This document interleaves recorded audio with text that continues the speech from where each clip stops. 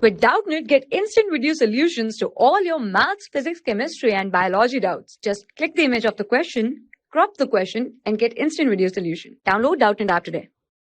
Hello, here's the assertion reason type question. Assertion: in a perfectly inelastic collision, in the absence of external forces, the kinetic energy is never conserved.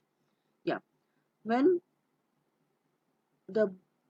inelastic collision occurs, or elastic collision, whenever collision occurs, the both of the bodies, it gets deformed in some way.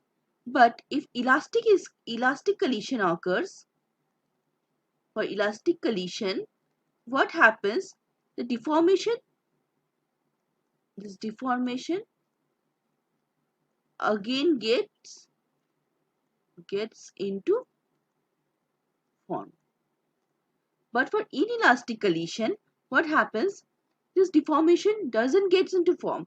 It becomes as it is deformed, and some heat energy is lost, some sound energy is lost, means energy is lost in some or the either way. So kinetic energy is not conserved if for inelastic collision, for perfect inelastic collision. The assertion is right. Reason: the objects deformed and stick together in this type of collision. Yeah, object gets deformed always. Yeah, this is right. And also it gets stick together if the bodies are in that nature, so it can get stick together also in this type of collision. The reason is correct, but the reason is not the correct explanation of this assertion. So option B is valid for this assertion reason type question.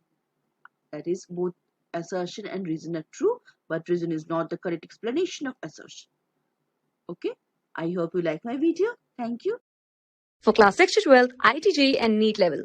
Trusted by more than 5 crore students. Download Doubtnut app today.